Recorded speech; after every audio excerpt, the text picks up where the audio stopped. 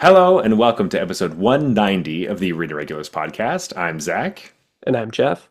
and we're your source for drunken Magic the Gathering arena content. That's right. A couple of regular guys drinking some irregular beers and talking about Magic the Gathering, in particular, the online client MTG Arena. That's right. And today we are talking specifically about the standard format. We're going to dive into what's been going on since Tarkir has dropped in the standard format. And talk about some 60 cards. It's really exciting.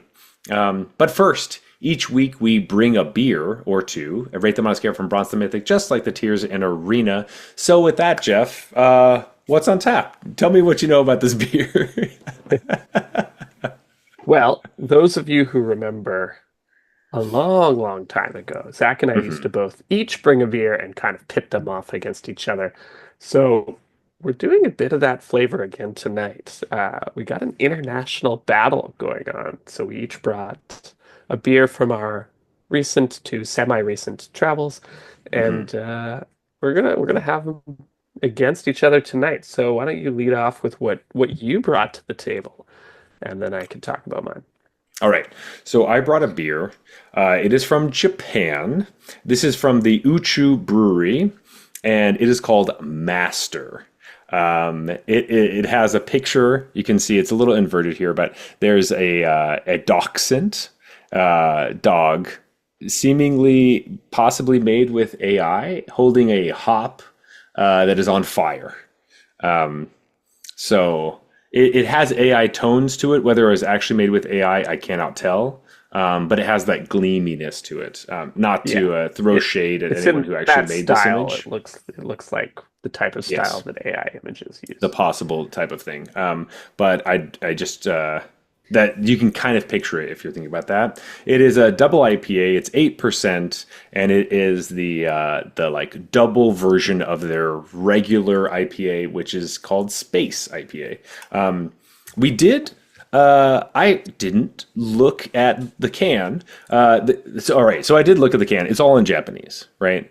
I didn't happen to read anything on it because it was in Japanese and I couldn't read it. But I did use Google Translate recently to see what it says, and it just so happens that this beer specifically says that you have to drink it before its best by date because it will not taste nearly as good because freshness is key with our beer. Yep. I brought this back in October, and it was supposed to be drank last year, like before Christmas, and Yeah, well, we're it's gonna drink it's it May, now. by the way, for It those it listening in the it future. is May. So what is that? 6, 7 months, something like that. 8 months. Yeah. Oops. Okay. Well, I'm just gonna say it was in Japanese. How am I supposed to know? Google Google Translate. Google. Oh, okay. Yeah. Well, yes, I do have Google Translate, and that is what I use to learn that information right now. One of the reasons we decided to have this so late is just because it is in a small can. Yeah. We do not normally drink beers that are in small cans. So we are pairing it against another beer that's in a small can, which we will talk about later in the Yeah. episode, I think. And the one thing you can read, even if you don't read Japanese, is this 8% that it says here. Hmm. Now, granted, I am not 100% sure that that is talking about ABV because I can't read the Japanese that comes before it, but it Hmm. says 8% on a beer can, so I think I know what they're driving at. Yeah, it is. It is. But hey, it's small, so it's fine if it's 8%, right? Exactly. That's the Yeah, rule. yeah, yeah. Yeah. That's Could be the rule. 40% if it's in a small can. Yeah, it could just be a can of vodka. It's It's fine. easy drinking. Yeah. If it's in a small can, it doesn't count. That's the Agreed. rule. Yeah. Yep. But anyway, Jeff, it's been 8 months. Let's crack this open. I've been waiting to taste what this master tastes like. Let's see. Let's see how this Japanese artist has made this beer. All right. Their website did specifically say that they were influenced by the West Coast United States beers. Oh, So, and folks on the show know that West Coast is not necessarily our favorite. We do mostly prefer East Coast, but West Coast are yeah. still great. But it looks I'll say very this good. looks East Coast though. It does look pretty East Coast because it's so hazy. But anyway, cheers, Jeff. Cheers. All Thanks for the right. beer. Ooh. Okay. All right. So we're going to talk about that a little bit later as we're going to rate our Hey. beers. But we do have some Magic news. Nothing too crazy. There is a arena direct event this weekend, May 2nd to the 4th. And they're doing 2 boxes of Tarkir Dragonstorm play boosters the way we like it. And this is going to be the first time where we're doing the new system as far as like payouts. Right. So 6 wins is 1 box, 7 wins is 2 boxes, and you get prizes at 3 wins. So super happy for this. Excited to see how this goes over. Yeah, we talked about it last week. We did Seems like a good at change. ad nauseum. Yeah. But that's really it. Those are all the exciting things that are happening, which honestly I'm pretty happy about. Like, hell yeah! Like, Yeah. have Sometimes, a when you have those weekends where you're like, we have nothing planned this weekend. That's mhm. nice. I like that. Sometimes those are nice. You don't want necessarily that every weekend, but Yes, when that comes along yeah. after, a few weekends in a row of having a jam-packed schedule, can be nice. It can be very nice. So having too much news, sometimes it's too much. Yep. So Jeff, this week we are talking all about standard, Yeah. which is very exciting.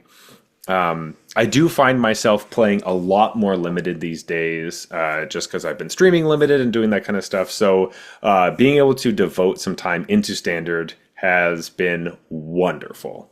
Because I I'm do glad to miss hear it. it. Yeah, and I don't play it nearly enough. And my venture, I've been playing standard all week, and my venture into it has been wonderful. Really good, all good vibes. I've Well, really liked it. Zach, what's the point of all that rare drafting you do if you never play standard? I mean, come on. I mean, yeah, that there. I have thought the same thing myself, but I will say that I do play standard. Like I don't draft when I'm not streaming really anymore. Yeah, Because I yeah. draft so much when I'm streaming. If I'm playing Magic off stream, I'm usually playing constructed, just because I can't waste a draft and not videotape it. What? That's Makes crazy. sense. Makes Yeah, sense. I know. It's almost a curse. It's funny how that happens, eh? I mean, but you Yeah. could probably still draft in paper and feel okay, I right? That's can, different. yes. Yeah, Which I guess that is news. We did draft this last weekend, didn't we, Jeff? we did. Hmm. Yes. Our friend Ryan, who's been on the show before, shout out to Hmm. Ryan. He had a dollar store draft, so he bought a bunch of those $1.50 Hmm. packs from the dollar store where they buy, I guess the dollar store buys bulk from somebody and then just puts it into these packs. But they make Yeah. sure there's a rare in there and there's a healthy amount of uncommons and Well, Jeff, rare or foil card. Don't forget. right, yes, Yeah. could be a One or foil. the other. You may not actually get a rare, but Yeah. maybe I was lucky. All three of my packs had rares, even though their playability was questionable. Yes. Um, But it's so much fun because it's sort of like you could get cards from any set. So it's sort of like a chaos draft, but there are pockets of synergy because people go through. I feel like you go through a given box of bulk, and those cards tend to Hmm. end up like adjacent to each Together. other in the stores. So we did one once where there was like a giant theme. You could definitely have drafted Giant Kindred Hmm. in that draft. I think the one that we played this past weekend was a little more chaos draft It feeling, was. uh, but it was still super fun and like sometimes you're just playing a game and you're like, I literally have no idea what card my opponent could cast next turn. Yeah. I'm pretty Uh, sure everyone knew what cards I was going to cast every turn because yeah, I did have a play set of like Order of the Mirror or whatever from really random card to have a playset. it's just But like a 2 mana 2/1 that Phyrexian that flips into a 3/3 that with flanking, but um I was it was a great draft. We had a lot of I fun. passed all four of those, I'm pretty sure. I So picked yeah. them all up because it was the only blue card left in the pack. So anyway, that was a blast, and excited to do more of those things. So if you are out there thinking, "Oh man, I wish that I was like drafting with my friends," but man, Magic boxes can be so expensive, or I can't win them in arena direct events. just get packs from the from the Magic store, from the dollar store. Like Yeah. it is fun, and I swear to you, your friends will want to play with you. So uh, good And the times. experience I had the second time I did it, because it's twice that I've done it now, Hmm. was completely different than the experience that I had the first time. So that's part Yeah, of it as well, is it's like a cube that is always changing. yeah. That nobody knows There's no what it's gonna rhyme or be like. reason to it. There's no intentional synergies built in. It's not like somebody's sitting there curating the draft format. And so that has its pros and its cons, but part of Yeah. the pros is replayability because it's not like you figure it out and there's a best thing to do and you know what to do Hmm. next time. Next time's going to be just as weird as this time. Like, Yeah, exactly. So lots of fun. Highly recommend. Highly recommend. But back to standard stuff. Jeff, what have you been up to in standard? What's your like go to decks, or what's happening? I play aristocrats. Hmm. That's it. That's it. Nothing Yeah. else. I don't need anything Okay, else. that I works. got my homebrew tier 3 baby going steady. Um no, I've talked about it before. I love the new Anafenza. Hmm. So it just slots perfectly into the deck that I was already trying to force into Hmm. working, and it made the deck a little better. But it's a lot of fun, and it gains a lot of life, which is a nice feature to have right That now. is very nice. Um, so I think here's where I wanted to start with the format before getting too Hmm. much into my homebrew that nobody's gonna build. Um, That's not true. That's not true. last, well, you might build it. I will. Uh, last time we talked about standard, the discussion centered around a clear boogeyman, Hmm. which was Overlord domain. Yes, is what How we do we, thought. That's how we how, felt. yeah, how do we feel now about domain Overlords. overlords? Is this still the boogeyman of the format? Yes, I hate it. No, I know That's it's not the not. It's question, Zach. I It's know, not I know, about I know, whether you still hate I know. I it. still hate it. I still hate that deck, and I don't like playing against it. However, I see it significantly less often, and it is dying to decks that I do like playing. So that is nice. Um, Yeah. So I'm with you. I barely ever see it now, mhm, actually. I feel like when I run into it, my first thought is like, this person hasn't played in a while or something. mhm. Like they just picked up their old deck from 2 months ago and are running with it. Yeah, That being said, it still whoops my ass when I play against it because nothing has changed about that. Like the yeah. cards are all still the same. They're And just you just don't have to see it as often. yeah, and so it's net positive for me Hmm. because I never figured that matchup out. It swapped out as not being the most popular deck anymore, and I just continued on having a terrible matchup against it. And so, hey, Anafenza helps a little. The problem is Sunfall, right? Because Hmm. Anafenza does nothing against Sunfall. So Yeah. if they, use their Day of Judgment, I can get them with Hmm. Anafenza. That usually only works once in a match. Hmm. Uh, and the next time Don't. just wait for Sunfall Yeah. because they realize I'm not going to kill them that fast. So, Yeah, exactly. And they don't have to worry about that. They could also probably just side out their day of judgments and oh, be I'm like, yeah, sure yeah, a good player would take them out. Yeah. I yeah, mean, a maybe good if you player. don't see the Anafenza, you might not. That's true. But like the Aristocrats deck itself, even before Anafenza, was not that worried about Day of Judgment because Hmm. everything procs on creatures dying, right? Yeah. So it's like, yeah, you can kill all my stuff. You'll take 10 from Hmm. my, Blood Artist, but you can do it. Hmm. Um, so yeah, I think it's a pretty bad card in the matchup. So generally players take it out. But no, the new set gave me zero tools against Sunfall. So I am all thumbs up for decks pushing that deck out of the metagame. Now, Hmm. how can you push a deck that is that powerful out of the metagame? Only real way, man. Gotta go under it. It's true. You got to go under it, and you got to use a card that is worth a slot in your deck. Ka-da, Yeah. ka-da-da, Jury's still da-da-da-da-da-da. out. Jury's still out. Is it still out? I don't know. This card is great. I pinned it as the one that I thought that was the coolest and the best, Did and you it say that? has. I did, yeah. It was the one I picked, yeah. To check the tape. I don't really remember that. Yeah, check the tape. But Cori-Steel Cutter, still worth a slot in your deck. Super sweet card. It came into the format like a Dragonstorm into it. Uh, Nice. Swept everybody up, spun them around, and I think we are getting to a point where people are settling down on it and learning how to combat it. So it's not nearly as powerful as it once was, I believe, because everybody's ready for the Corey Steel. They're ready for it, but sometimes you still get them. You still I was get it gonna with the say, could Corey those Steel. people who have learned how to fight against it and are ready for it, could they send me some Coles notes on that? Because Hmm. sometimes, like, yeah, sometimes you could play against it, but sometimes I still just get wrecked. Sometimes Yeah. when they have the draw, they have the draw, and I'm like, Well, it's because Jeff, well, you're not playing temporary lockdown, are you? Because that is one of the of course best not. cards against That, it. that card Mhm. is horrific for me. Yeah, wrecks you, right? Yeah, It also wrecks the Corey Steel deck, so um, that explains it. that could That explain it a explains little bit. why I'm getting temporary lockdown to main deck more often. Yes, yes, because Yeah, I'm it's eating that 100%. incidental hate, man. You are absolutely.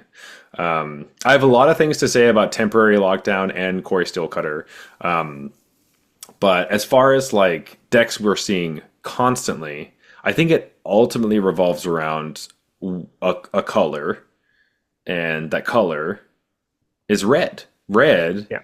is everywhere. Yeah. It So, has. Well, go ahead. well, I was just gonna say, I think the thing that surprised me, like when we talked about Corey Steel Cutter, Hmm.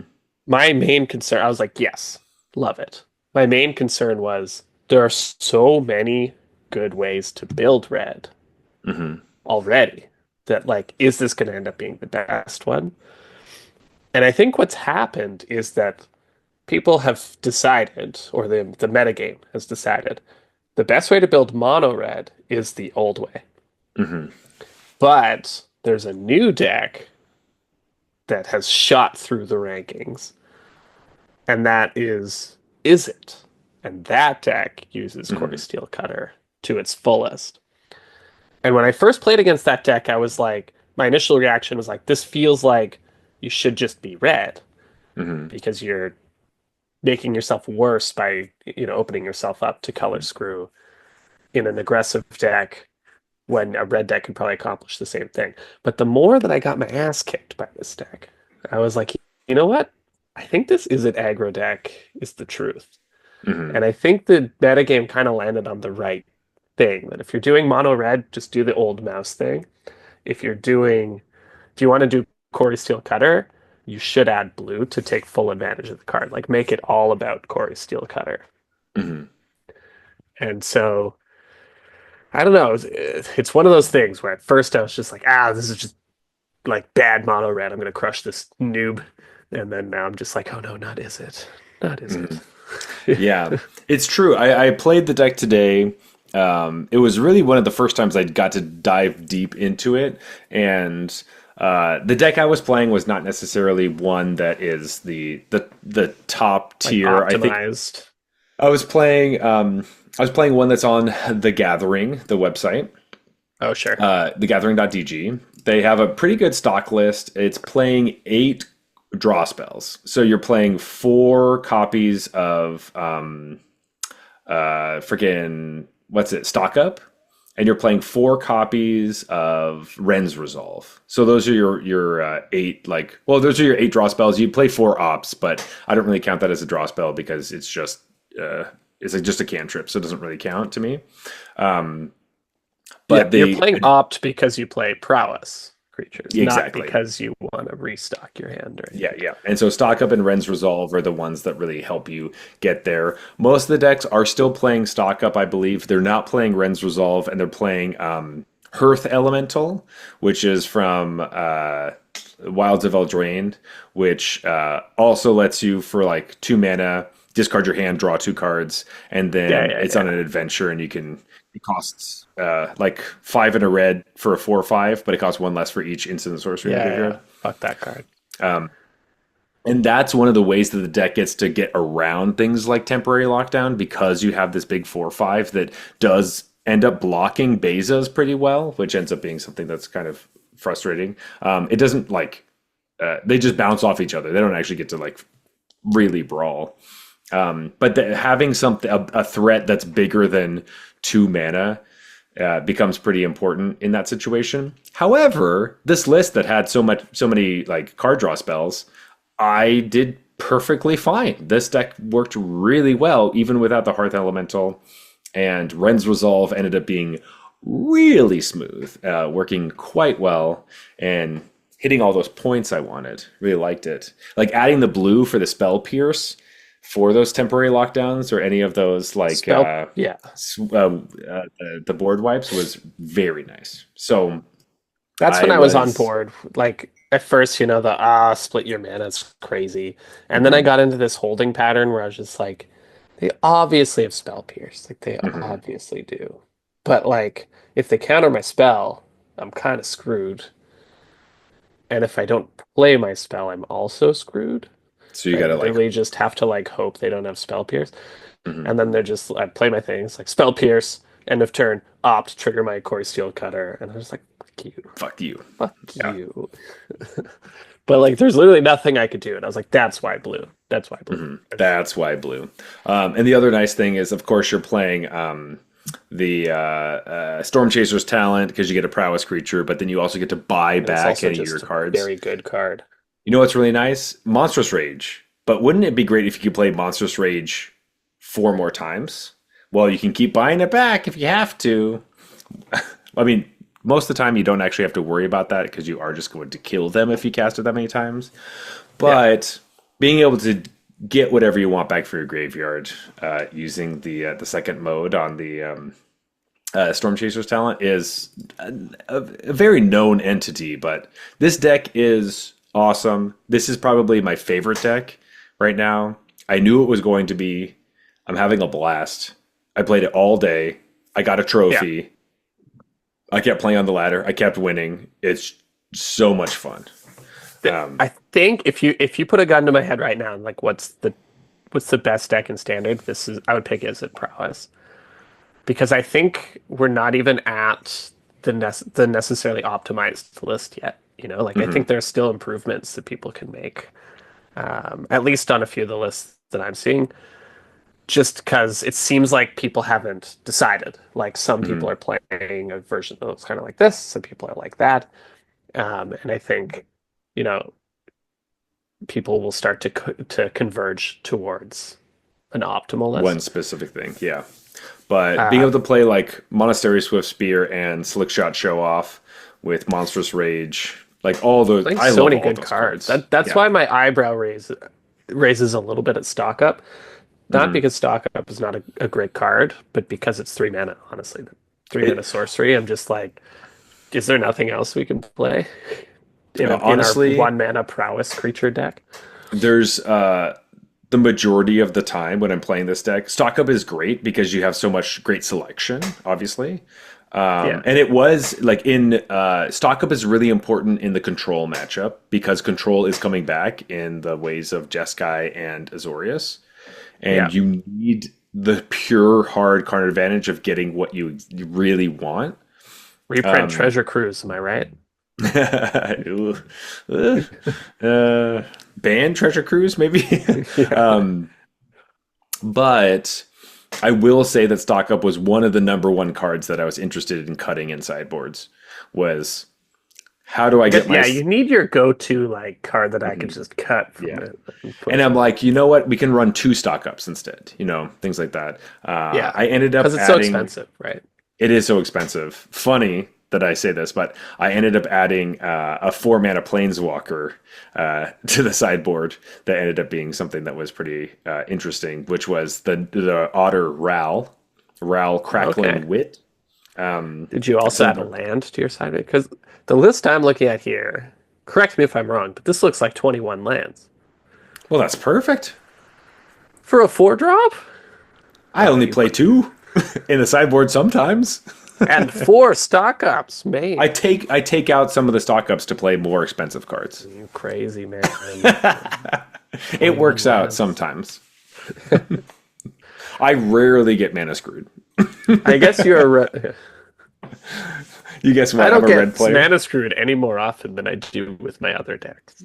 Exactly. I don't. All my other decks that have the same number of lands, I get mana The screwed the exact same same, amount of yes, time. split, yeah.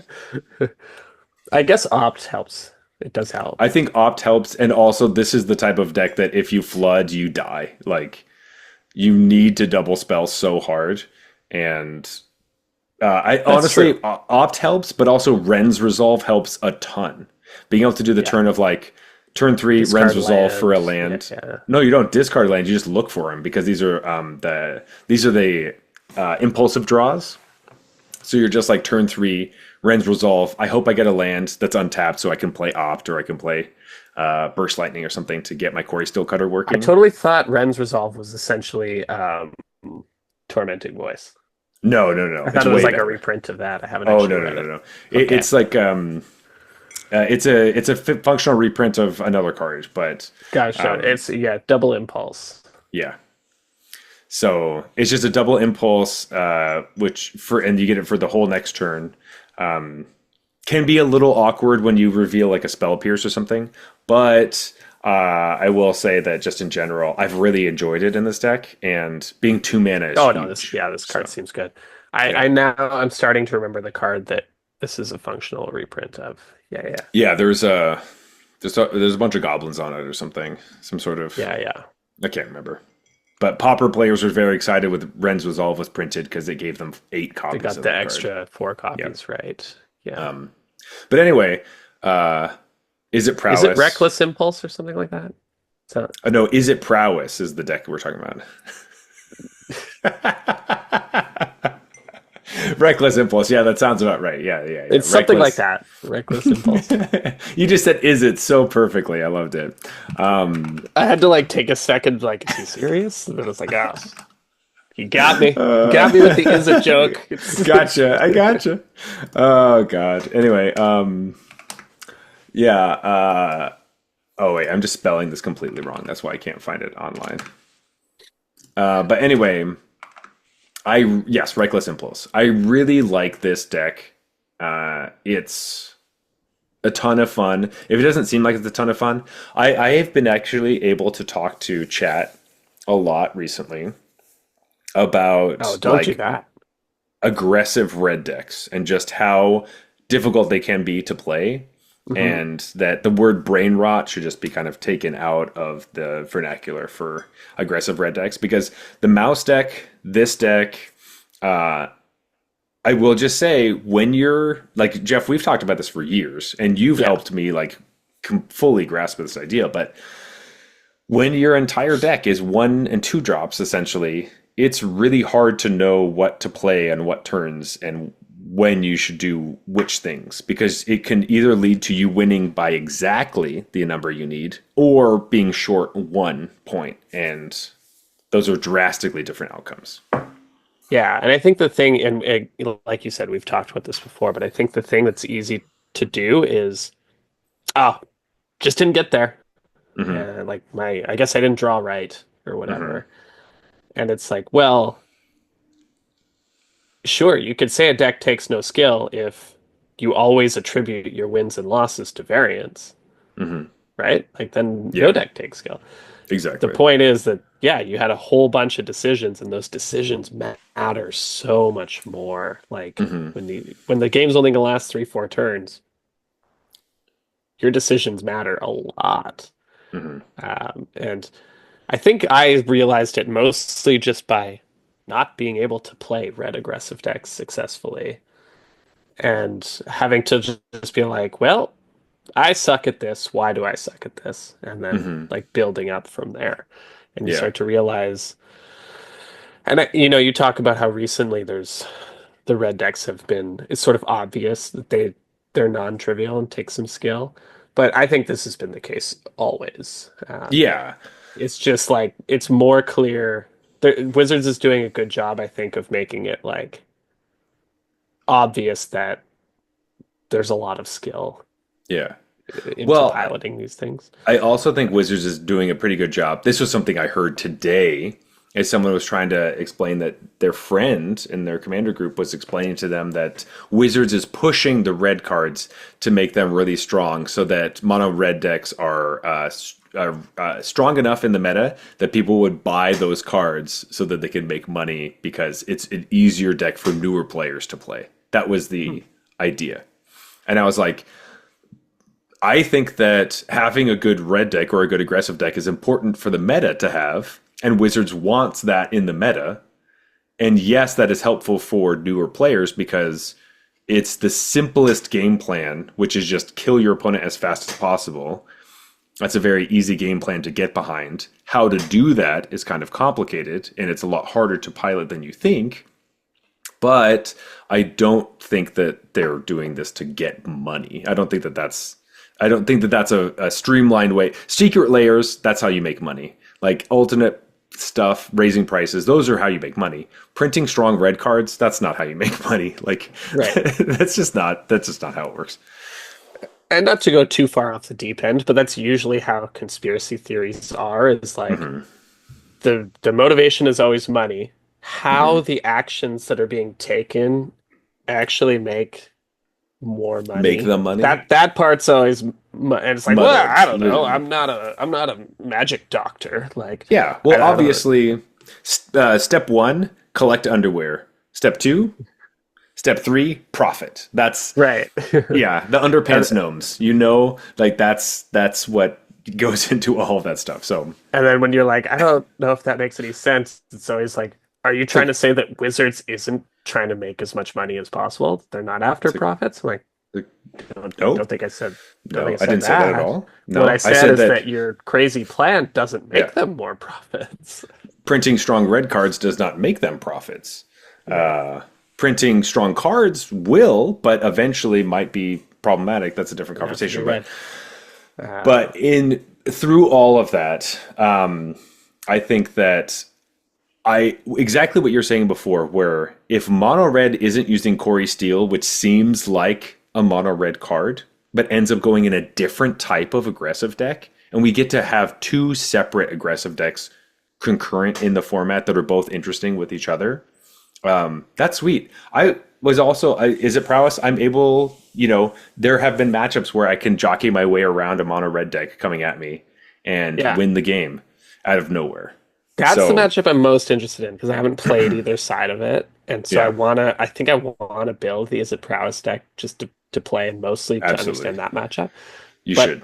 from the other side of it, like I play very differently against these two decks, Hmm. right? So you could talk about, the two of the best decks in the format are red-based aggro decks. And it's like, I guess that's technically true, but I don't Hmm. really think of these decks as being all that similar. Like there are a few overlapping cards, obviously. Monstrous Rage and Monstrous First Rage. Lightning Hmm. are the cards that come to mind.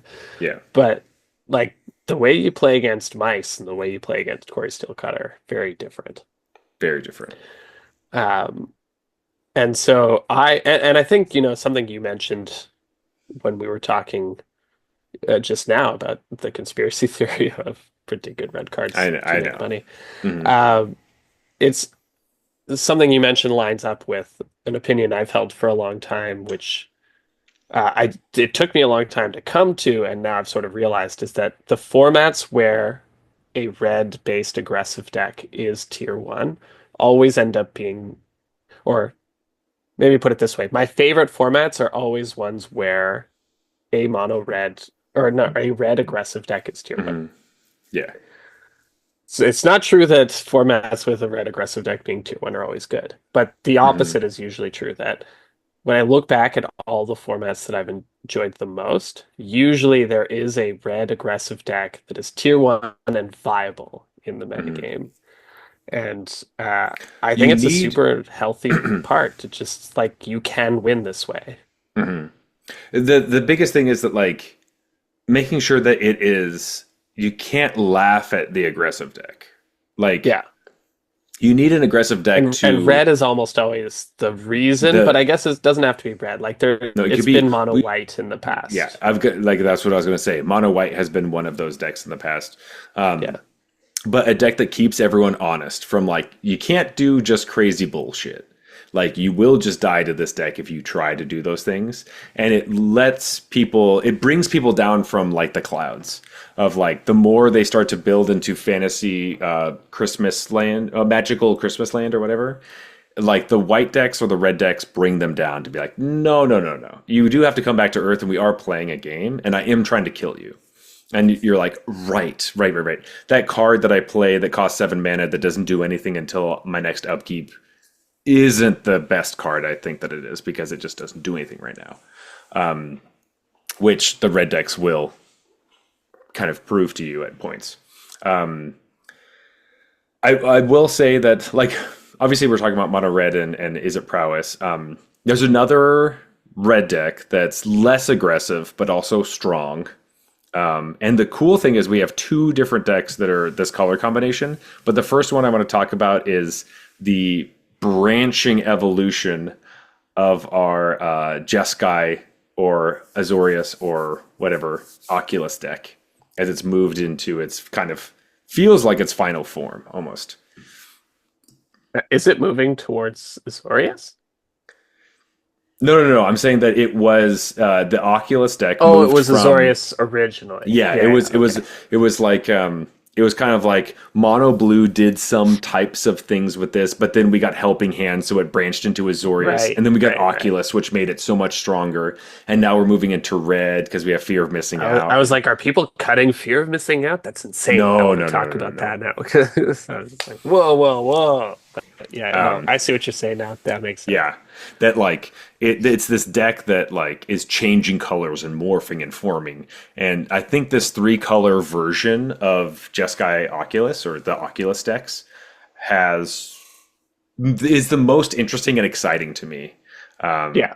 I really enjoyed playing this deck as well, because a lot of the pieces of the old Azorius Oculus decks were things that I thought were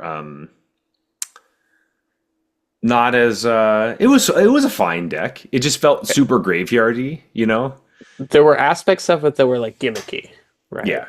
And they've kind of replaced the gimmicky stuff with things that accomplish similar things, but are Hmm. also just good cards.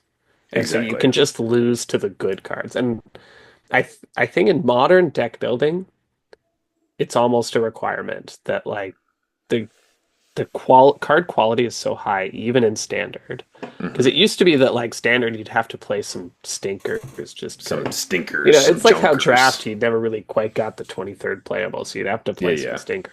Standard used to be the same, where it's like, I mean, I don't think you acknowledged it because you're like, this is just Hmm. what the power level of standard is. But you're like, you play some fairly subpar cards just because, hey man, like I need a 2 drop and I'm a Hmm. black deck, and so here we go. Like, Hmm. here's grizzly bears that can't block for 2. And but it's a zombie, so hey, Yeah, what am thank I gonna God. do? Um, Now it's not like that, right? Hmm. So if you're ever sacrificing card quality for synergy, Hmm. you have to understand that you are making that sacrifice.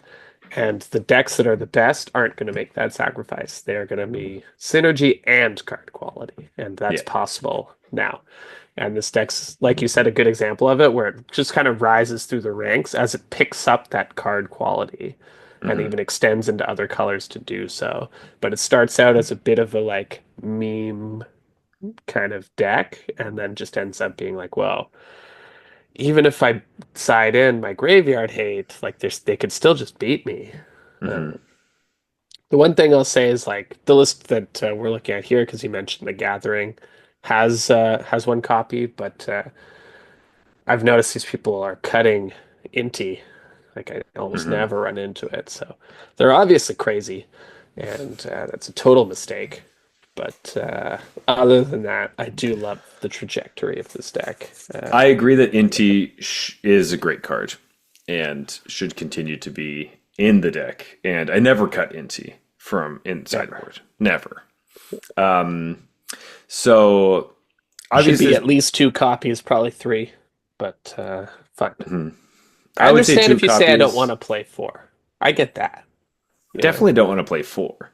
Yeah. It's The legendary. We question already is two have. or three in my mind. And I I think think I would the skew three. Most people would skew two. But yeah, this list has one. It's an insult. yeah. I would probably just say 1 is fine, but no, 2 is good. I would probably go up on this list for sure. Um, Tell me it's Obviously, the not better than list. Kitsa. I actually have had some interesting games with Kitsa, but God damn I it. know I'm Yeah, sorry, but those but games would have been over if it was an intie. Wouldn't have had time to get interesting because you'd have won so fast. that's true. But this one lets me just actually draw.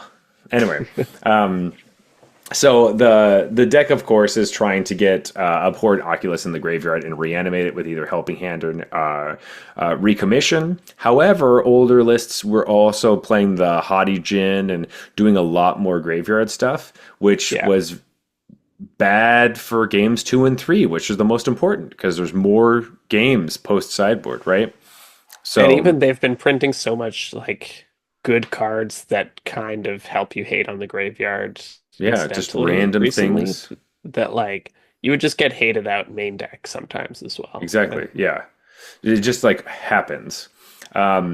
So as you're playing this deck, realizing that a lot of your more important cards are actually like Prof's Eidetic Memory, things like that are hasty, like Tersa Light Shatter. Those types of cards, a Steam Core Scholar, if you can get a couple counters on this, like they end up getting the game over with. And any creature that has Vigilance, Kitsa, if you can get counters on Kitsa and you start doing stuff with Fear of Missing Out, then your game starts going. If anyone's ever played Fear of Missing Out with like vigilance creatures, you realize the power of this card because it gives extra combats, but all your creatures have to be untapped. Fear of Missing Out only untaps one of them. Your vigilant creatures never tapped in the first place. They can keep attacking. That's what makes Kitsa and most notably the Steam Core Scholar quite strong in this I was gonna deck. say this list only plays three Steam cores. So. I know maybe it should play more and maybe less marauding Makos, but that I digress. But as far as like cards from Tarkir that really breach into this, like we have a ton. Like we're playing Winter Night Stories, which is great because you get to draw cards and then discard Oculus or any other card. You have so many creatures in this deck that you want to put into your graveyard is great. But like Oculus in particular, you're trying to get creatures in your graveyard. Fantastic card for this. Glacial Dragon Hunt is like the uncommon is it card that's really strong. Biggest thing Yeah. about this card, please, everyone should know this already. If you don't, this card does not require you to discard cards. Do not Yeah. discard cards if you don't have to, right? It says draw a card, then you may discard a card. If you I always do, find it funny when people discard a land card to this. I've done that so many times in draft, not realizing because it gives you the option you think it's required because you just didn't read Yeah. the card. Don't discard anything if you don't want to. This is 2 mana draw card, maybe deal 3 damage. You know? Don't Yeah. discard lands. Think of it as think twice with Yeah, a lot of upside. with the upside of killing something. If you Really want. good. If you Yeah, want. if you want. It's also like, this card discards an Oculus and kills your opponent's fear of missing out. Stuff like that. It's awesome. Yeah, it's But perfect for this deck. I also love. God, let me just find the name. Tersa Light Shatter. ugh, It's another new addition, but it's like again just kind of made for this deck. But it adds to the like you can hate out my graveyard, but I could still just play a 3/3 haste for three. And yeah. like if That you're lets dirtling me. around over there with Rest in Peace, Mhm, get you for three. yeah. Like, Also, I get you for 3, discard my lands, draw more cards. That's really right. great. Like I don't actually need to hit the threshold sort of Mhm. nonsense of like, The second half of this casting card. spells for free. Yeah, so this Tersa has replaced Kiora in this deck, which Mhm. Kiora did the 3. It was a blue 3 drop that let you discard cards, draw cards, and or whatever, and then And I make a liked Kiora, yeah. to be fair, Kiora in was this like deck. when I attack, I get to make an 8/8 kind of thing, but like you had to have creature cards in your graveyard. This one's Yeah. like the last part you don't really care that much about. 3/3 haste. Don't forget the Terso with Prof's eidetic memory is sometimes just a Yeah, 5/5 haste for 3. true. Yeah, So like that's huge. Um, yeah. and that's why I think that that card is so important in the deck is because once the memory's down, your deck just blows up because you're just like, I don't give a shit about the graveyard. I do Right. whatever you want. I'm just killing you.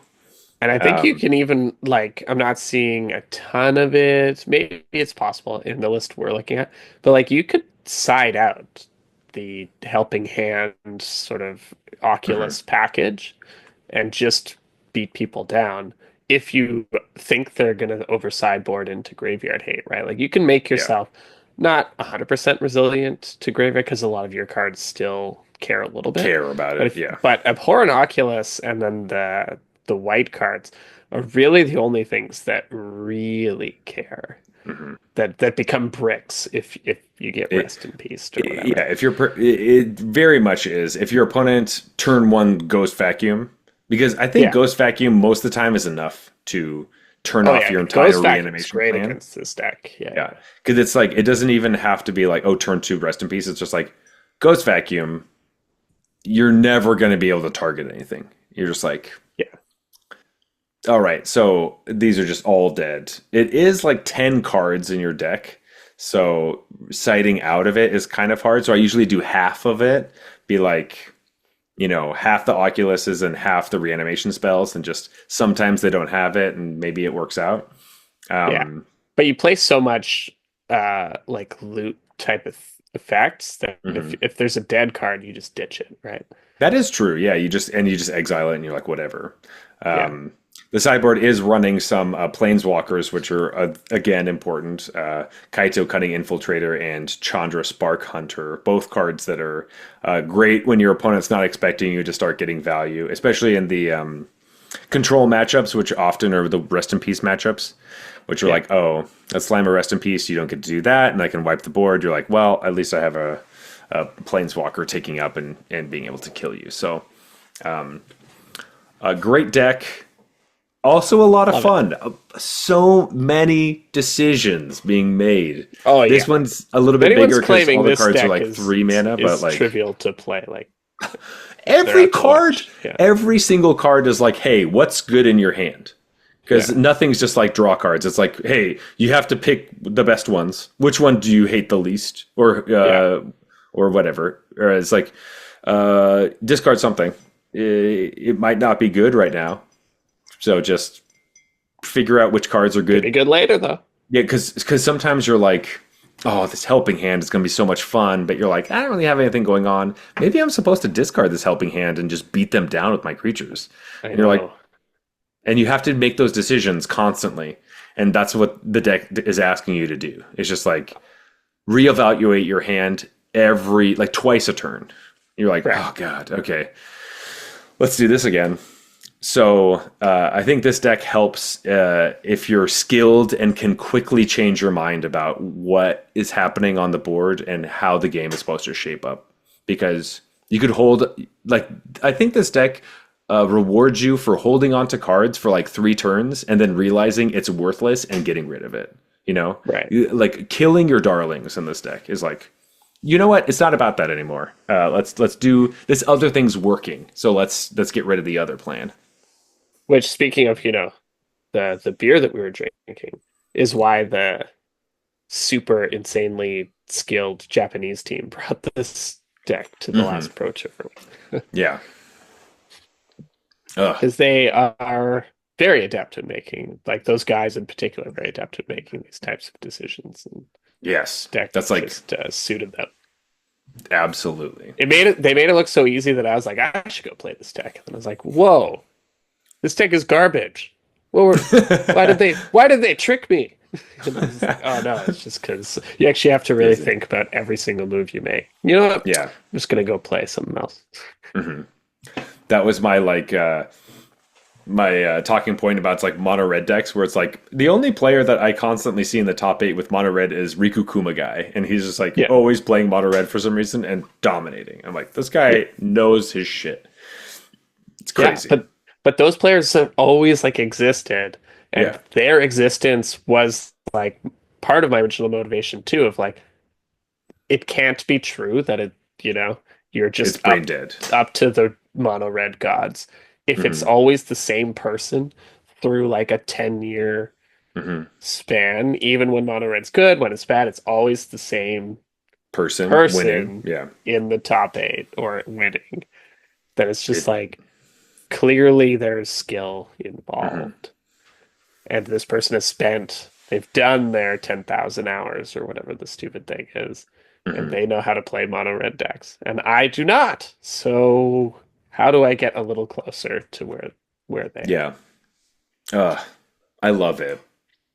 Oh, I love this right now. I'm so I love having the mono red discussion, and I love having it so often and constantly trying to explain to people that they should respect mono red. And you can if you decide like you can listen to us talk about this and decide, oh, they don't know what the hell they're thinking. It's still a brain rot deck. It's useless, and people shouldn't play it. Like you're just doing a disservice to yourself. You are refusing to grow and thinking about this deck in a different way might make you a better player if that's something you're interested in. You don't have to decide to do that. If you don't want to be a better player, that's fine. And if ripping on mono red players is what's fun to you and all your friends do that, I guess that's also fine as well. You just know that if you truly want to try to be better at the game, figuring out things like this and talking about, well, why are these players being able to do this?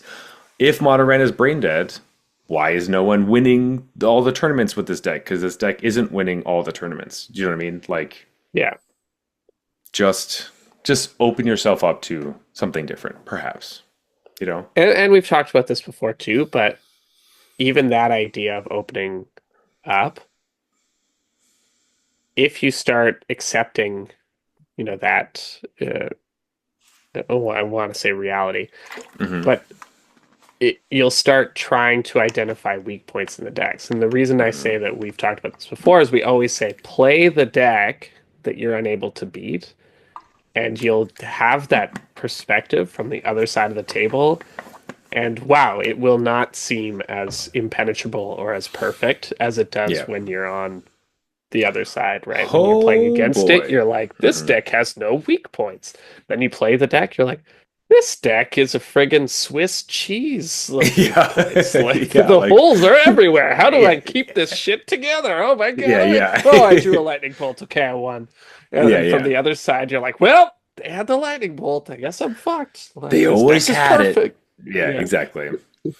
So, if you're at the point where your collection is strong enough to be able to play a bunch of different decks, I would recommend playing all three of these. We haven't gone in depth about the mono red mice deck because it's very well known and everybody kind of Yeah, knows it. that's But been a um, not saying that if you don't know it that you should like, go look up the right. mono. We just talk about it a lot, so we don't want to spend time on the show talking about it. But go look it up. It's good. I still like it. But yeah, but I would say all three of these decks, it kind of feels like red, red, blue, and then red, blue, white.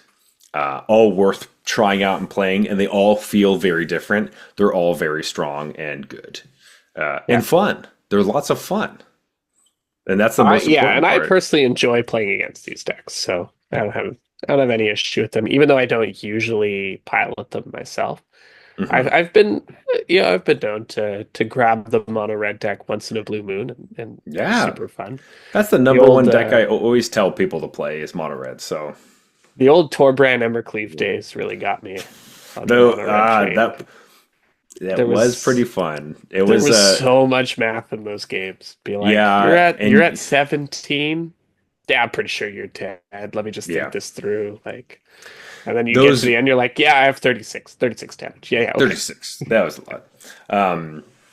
All right, Jeff, enough of those red decks. I am ready for another beer. So let's talk about the one that you brought this evening from your foreign land. All right. Well, more recently than October, my family and I took a family trip to Abu Dhabi, and it was a really great time. But one thing that I missed while I was there was like alcohol is a whole other thing out there. and there's not a lot of it. You have to go to very specific places. Hmm.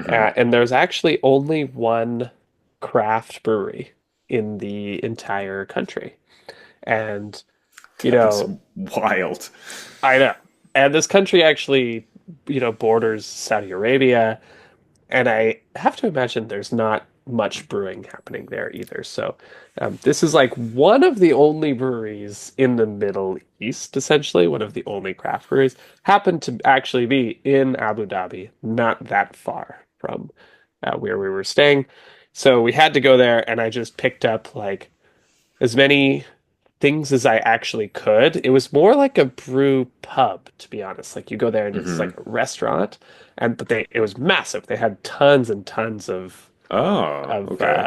tanks in the back, but you couldn't actually buy anything to go there. They had quite a long list and food and stuff.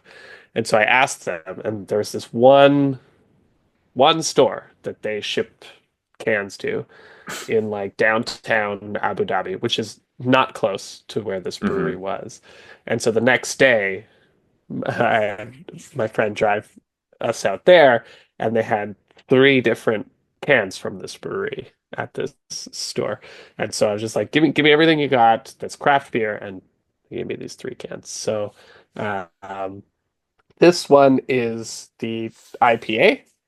The brewery is called the Side Hustle, Hmm. and this is called the Pit Crew India Pale Ale.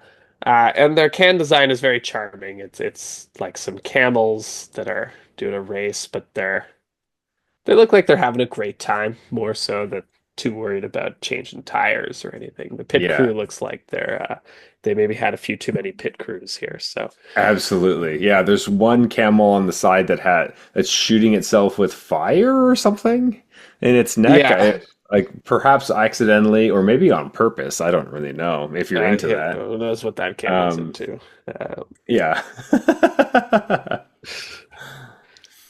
But yeah, it's 4.5% for India Pale Ale. Fantastic.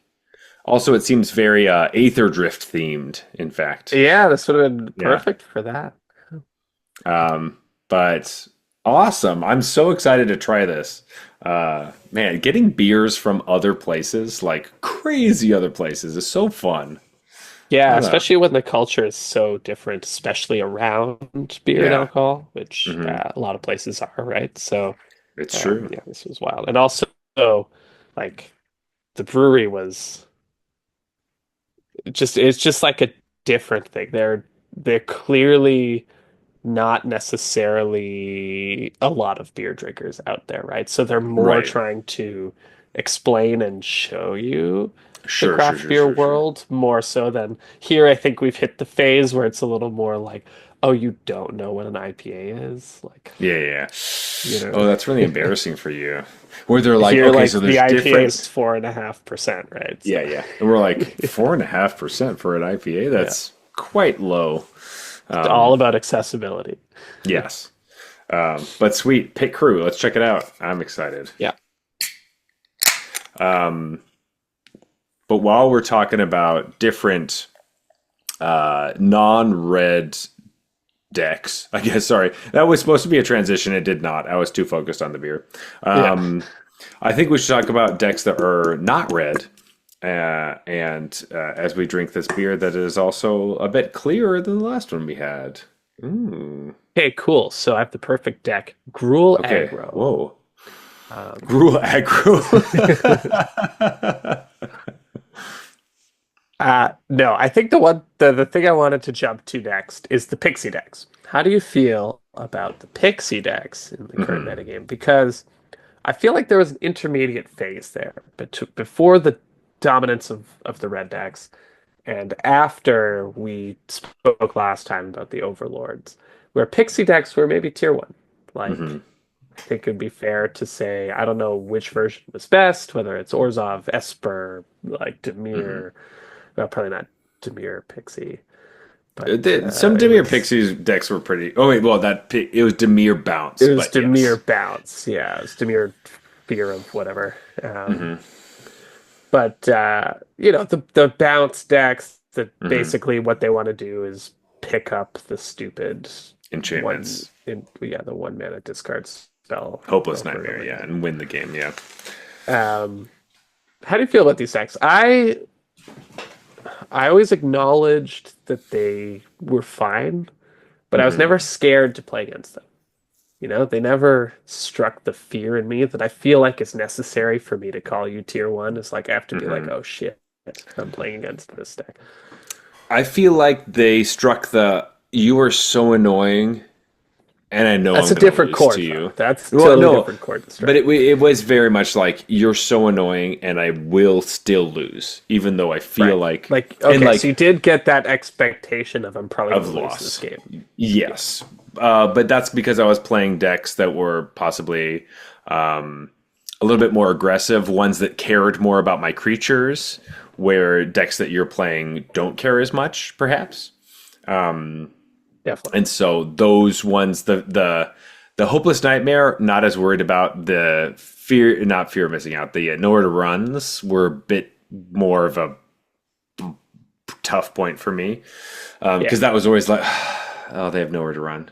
Oh, and they can pick it up and play it again. And they Oh only God, need to find one nowhere to run yeah, to eat your to do board all kind of that thing. stuff. Yeah, so you're just like, oh God.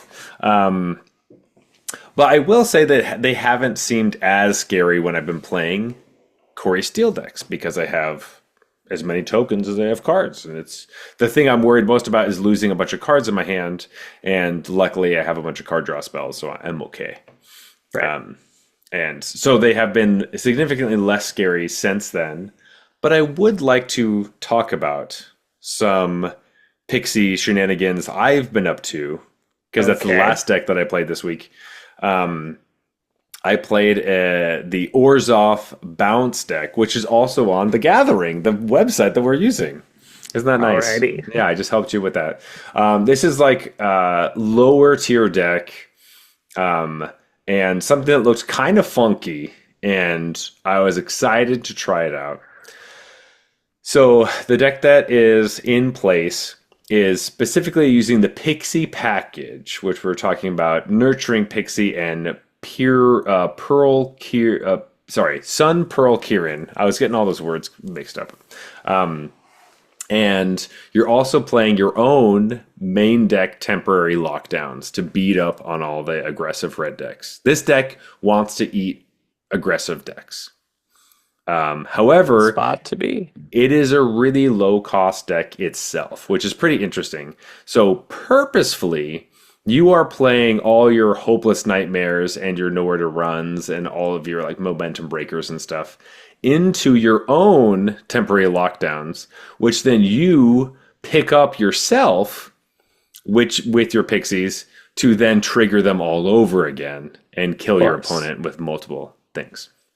The fun little twist on the deck is that you're also playing Wishclaw Talisman. It is kind of the namesake of the deck, almost. Technically, you're not using it in the actual name, but to me, this deck is called Wishclaw Bounce. That's what it Okay. really is because it kind of is so important to what you're trying to do.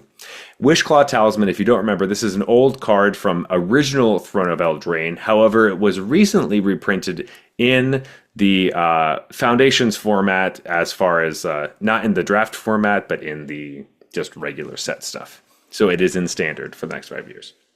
It's 1 and a black for an artifact rare. It says when it enters, it has 3 wish counters on it. You can pay 1, tap it, and remove a wish counter from it. Search your library for a card, put it into your hand, then shuffle your library, and then an opponent gains Wishclaw Talisman. Activate only during your turn. So what you do is you play Wishclaw Talisman on turn 2 or whatever. Turn 4, you crack it, go get Temporary Lockdown, slam Temporary Lockdown, steal all the stuff. You take Wishclaw Talisman back. Then the next turn, you play a pixie, you pick up your Temporary Lockdown, everything goes back to its owner's side of the field. You get Wishclaw back. You get to tap it again to search for whatever you want. And you can keep doing that. There's also a little loop where if you activate Wishclaw Talisman with the trigger on the stack, you can flash in Sun Pearl Kieran to pick it up before it goes to your opponent's side and still tutor. That's what I And was thinking it was, Mhm. but yeah, the temporary lockdown thing is better. I like The that. temporary lockdown thing is easier to do Right. because you can do it with the wish claw. All you need is the wish claw to do it. It's also running scroll shift, which is 3 and a white for an instant that exiles up to one target artifact, creature, or Okay. enchantment you control, and then returns it to the battlefield, and then you draw a card. So scroll shift will let you do it as well. It's However, expensive though. you need more mana. But the thing that's been most helpful with scroll shift is you have one temporary lockdown on the battlefield. Your opponent attacks with their mice. You just scroll shift the temporary lockdown. It comes back, Right. eats their That's whole pretty attack. nice. You That's draw a pretty card. nice. You Yeah. make them discard 2 cards. They lose 4 life. You're like, fuck yeah, this is awesome. Gotcha. Yeah. So that it was a really fun deck to play. Ultimately, the way that you're supposed to win is basically like you have to play Fountain Ports and the Restless Fortress, as well as your creature lands, and then Overlord of the Mistmoors is a big reason you can try to win the game. It does have it has issues with punching power. It can't really just kill you out of nowhere. It takes a really long time, and it has really weird turns that are really important about making sure that you get everything on the stack correctly. Mm. And if you mess up something on the stack, you could just lose, or you could just ruin your whole combo. So it's very finicky. It's really fun, but I don't think it's powerful enough to make it to the top tier decks.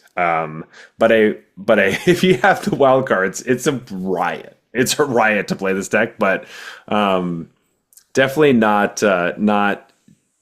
I think it eats some of the top decks, but you die to everything else. This deck Right. is heavily it's slanted towards if I play against mono red or is it, I'm stoked.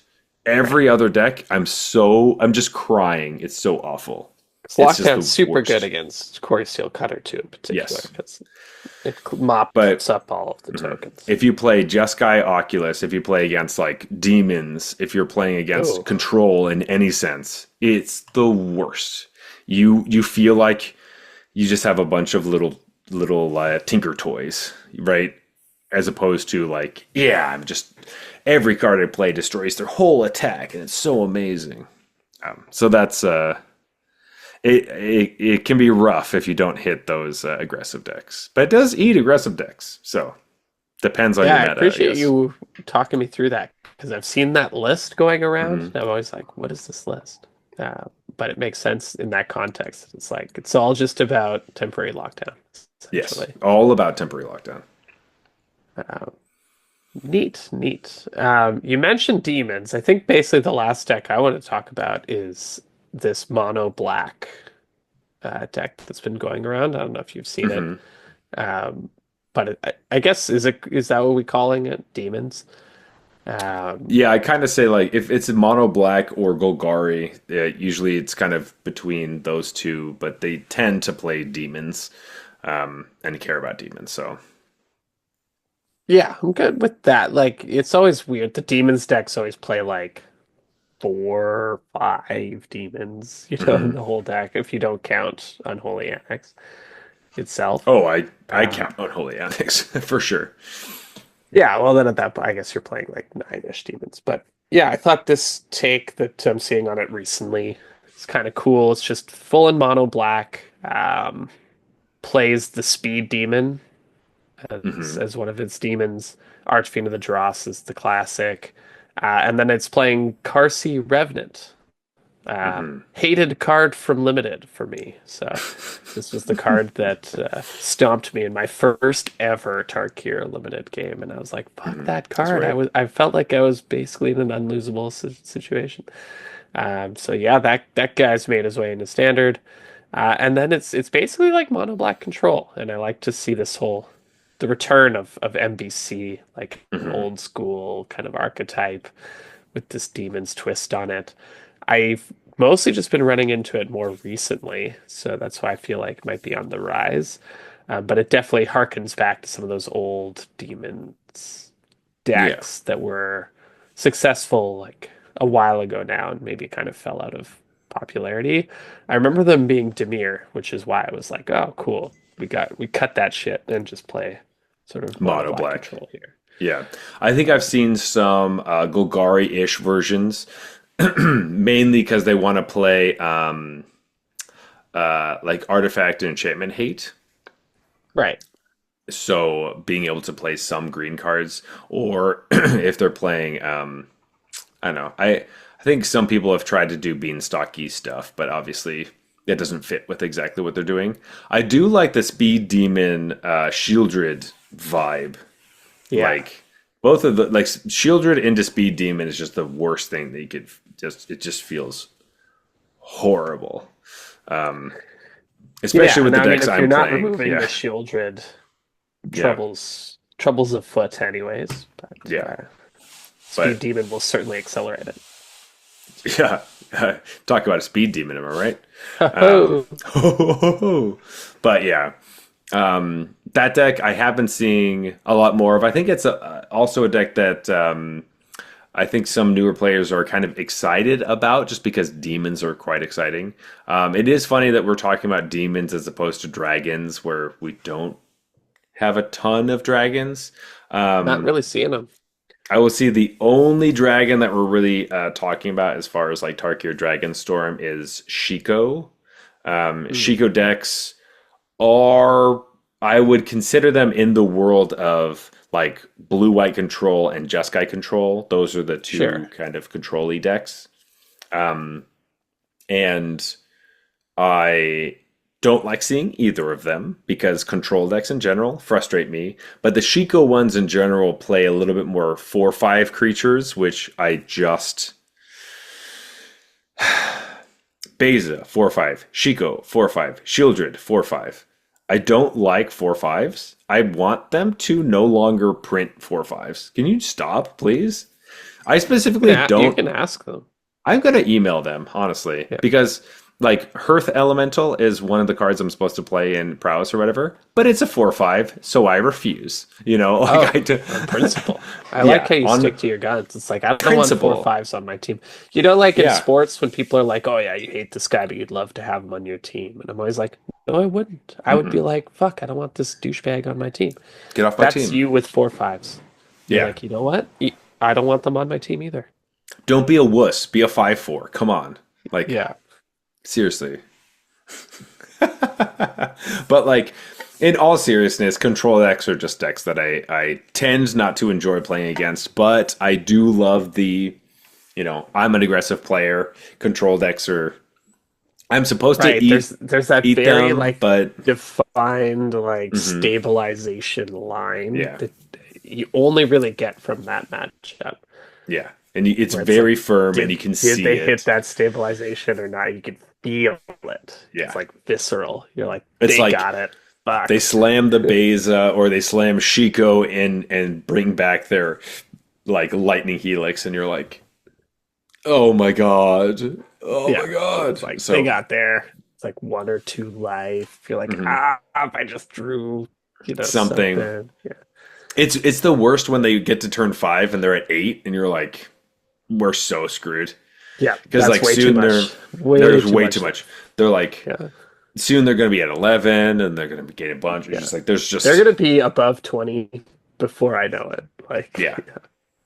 Or of drawing or cards. They're gonna have more cards in hand than me, more life than me, more things on the battlefield than more me in creatures, like more cards two in the turns. graveyard. It's Yeah. just yeah. So uh I think Shiko is quite good and quite scary. Yeah. So I I haven't really ran into the like Jeskai control list yeah. too much, but I can believe it. I think it's quite good. It's less of the board wipey, Azorius controlling deck. It's not as classic. It's not like stock up on 3, wipe on 4, or whatever. Right. It doesn't have that same vibe to it, but it is kind of like kill your thing, gain some life. You still have an attacker. Stock up, play Shiko, stock up again. I have a million cards.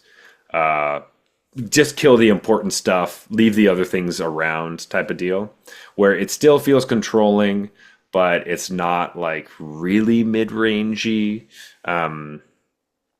Kind of, But yeah, kind of that line. it definitely feels like, yeah, we play some creatures. They're really big and play spells when we play them, but and then they just smash you in the face. But And then we um, play temporary lockdown because it mhm, kills all your stuff and none of my stuff yeah, because all and my we can stuff's big. replay it with Shiko. Yeah, if you blow it up, like it's Kind of sounds like a pretty sweet deck, actually. it's pretty sweet. Yeah, it's a lot of fun. We have some like super fans in our Discord for this deck, so it definitely some alarm bells went off when I was seeing some folks post some deck lists, and so I wanted to try it out for myself. I've been playing it for sure. It's not exactly my style, so I did. It's not exactly the thing that I want to be doing. I would much rather be putting the pedal to the metal. Yeah, a little But I too do four res- five e I for you. a little bit too 4 or 5e, but as far as a deck, I think it's a great deck, and I think it's a lot of fun. If I was more of a 4 or 5 player, I'd be into it, but I'm a one and twos kind of guy. You know what I mean? Yeah, yeah, yeah. So Although the list I'm looking at does feature a nice one of fun of Meringue River Regent. Your boy. yeah, I mean, okay, can we please talk about Meringue River Regent right now? Because that card not only is a one of fun of in that deck, which I think that in that deck it's probably solid to be able to just have the one of, but like Azorius Control as well is interested in playing Meringue River Regents. I've seen I've seen the multiple list with copies. four, right? I've seen lists with multiple copies, whether it's 4 or whatever. But River Regent, that is another dragon that hits there. I think Shiko is stronger, but the River Regent, like the turn 4, are they going to counter my thing? I don't know. They have 4 mana. I have Spell Pierce. Can I try to cast my thing and then Spell Pierce or counter spell? But I don't think I can. Me, all the mind games I'm playing with myself, and then I end up just passing the turn, and they just coil and catch with Meringue River Regent. I'm just like, God damn it. I forgot that that's a card, and that they're just holding up 4 mana to use the Omen on River Regent. Right. Um, and the times when they just like slam that and still bounce your shit, and they're all tokens, are like, well, at that point in the game, you just should concede, really. But um, yeah, Dude, River in the most Regent. recent Ugh. MTGO Standard Challenge, which are these big like Mhm. events on MTG. Uh-oh, the second place deck is a blue-white Omniscience deck that plays Mm. like Abuela's Awakening to cheat it into play for Yes. Meringue River Regent. Whoa. Um, and for yeah, Roiling Dragonstorm, Temporary Lockdown, of course, and just it's all like bounce and Meringue River Regent and Omniscience. That that's the game plan. That's the game plan. I mean, that's like we've seen the Abuelos deck for a little while. As soon as Omniscience got reprinted in Foundations, that deck started Right. popping up with the But Abuelos the combo. Roiling Dragonstorm plus Meringue River Regent, I guess, is Yeah, the new tech here. I think that's pretty interesting. I have not seen the Meringue River Regents in that deck, I don't think. But it makes sense because you're Because you just can trying to. return your Omniscience to your hand. Yeah, totally. Yeah, That's in case they're going to blow it up. yeah, Because what you want to do in that deck is cast it. exactly. Yeah, smart. Smirt. Um, But for, imagine you could just play like two Meringue River Regents. Like, okay, good luck. yeah. I mean, Lost all your isn't shit.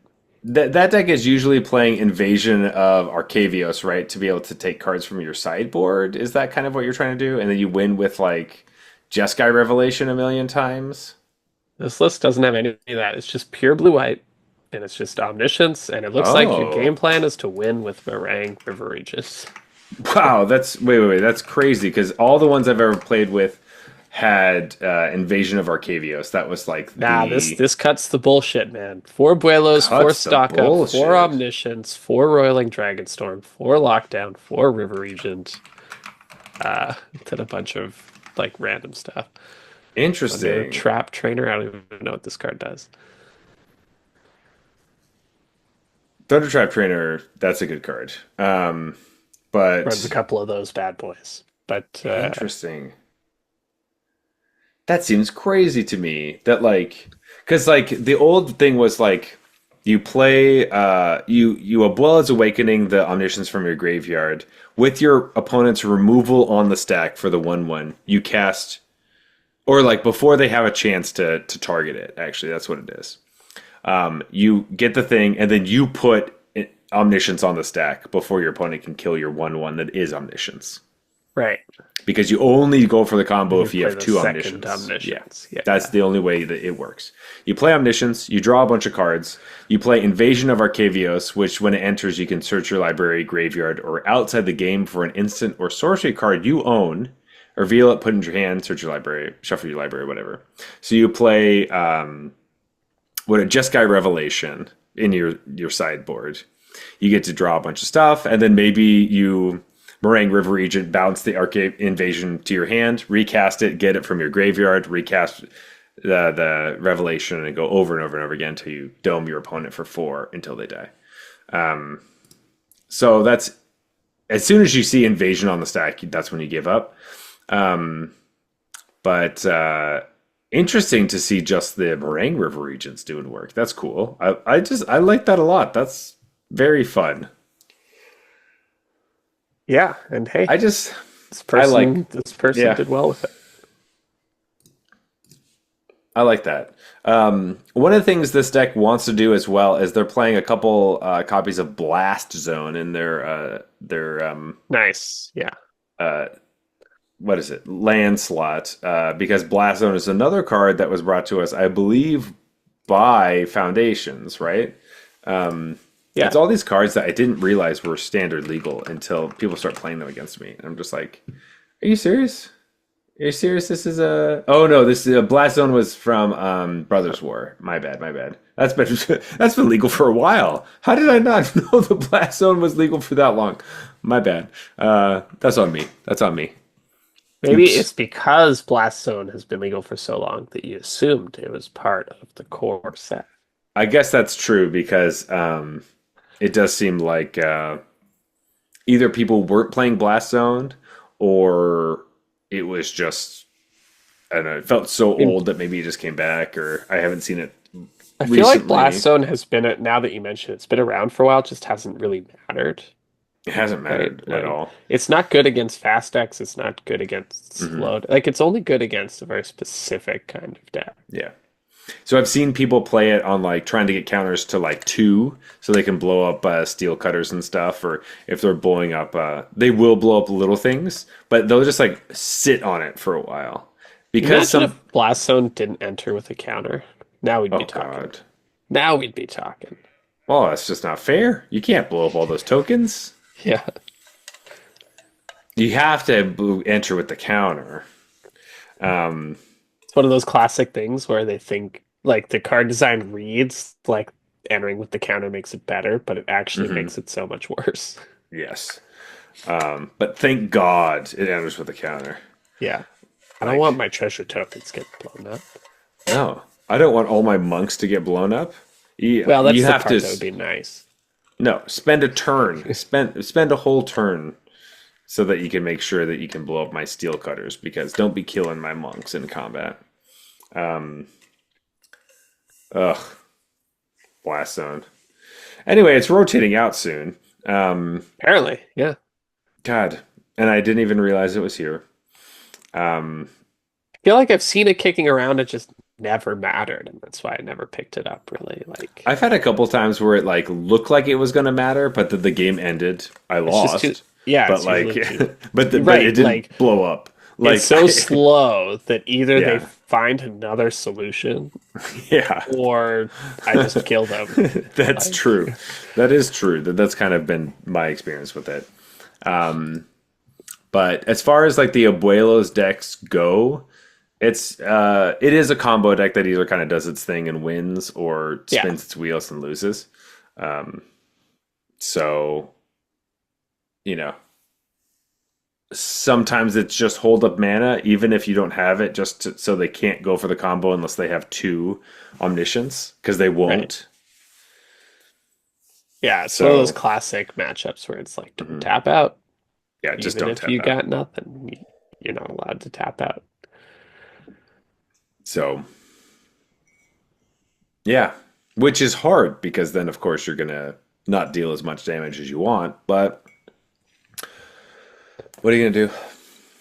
What are That's you gonna part of the do? skill involved in playing a red aggressive deck, Zach. You got to know Hmm. what your opponent's game plan is to counter you and how Yeah, you can play your cards out to best counter that. it's true. Almost like every game of Magic. Huh. It's almost like red decks are just another magic deck that you Yeah, play. it's like it's a part of the game, and the Weird. game requires a lot of skill. Yeah, but you know what Huh. doesn't require a lot of skill? Playing Control. All Oh, right, folks, that's been the episode of the Arena I thought you were going to Regulars. say Yu-Gi-Oh! Oh, Yu-Gi-Oh! Yu-Gi-Oh sounds like a lot of work, actually. Apparently, all those games are about drawing the right cards on your first turn and then winning before the game starts. That's what I've heard. Luck. Luck-based scrubs. Yeah, Actually, it sounds pretty ripe for cheating, to be fair. it Like, sounds to extremely be right for cheating. real. Yeah. Yeah, I think they have like an online client, but it's very uh, meh. How you say? Not as awesome as Arena. Arena's the best Magic game. Agreed. I agree with you on that one. But yeah, I think I think it's called Master Duel or something is the I think you're Yu-Gi-Oh right. one, Yeah. which seems like yeah, it looks fine. I don't know. It looks I like a never game. I will it looks like a game for sure. To be fair, I never really I feel like I learned how to play Yu-Gi-Oh, but not like truly play. Yeah. Like I was a kitchen table noob for sure. I I played a bit played in like middle school. It was like my passing drug between Pokemon and Magic, you know? same. I played it like it was the TV show, and it was a lot more fun as that. Yeah, I don't understand why my Karibo was just a crappy little single No, creature instead of Karibo, spamming the board yeah, with thousands of them that they couldn't hmm possibly get through. But yeah. Karibo is an amazing card. What are you talking about? My obviously, I can combine my tortoise and my catapult to shoot the moon. yeah, Yeah, I but don't you need didn't know that? fusion Wow, cards or you whatever. obviously don't understand how this game The thing works. that I thought, actually, I will say this. The thing that I really liked about Yu-Gi-Oh! The TV show, I don't know if you're an avid watcher of the TV show. Um, I watched it a long time ago, so we're gonna okay. really test my memory here.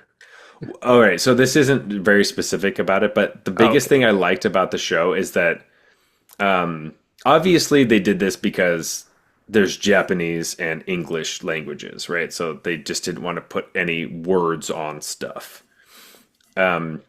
But I thought that playing a card game where every single card is textless, but you just had to have an amazing memory for the rule book was Yeah, really interesting as a kid. I was like, you just have to memorize because the game was like, I know my deck, but I have to trust that you know your deck, right? Like yeah, when my opponents play their cards, Yugi plays against people, they play cards he's never seen before, and they yeah, just explain what the cards do, and he just trusts them.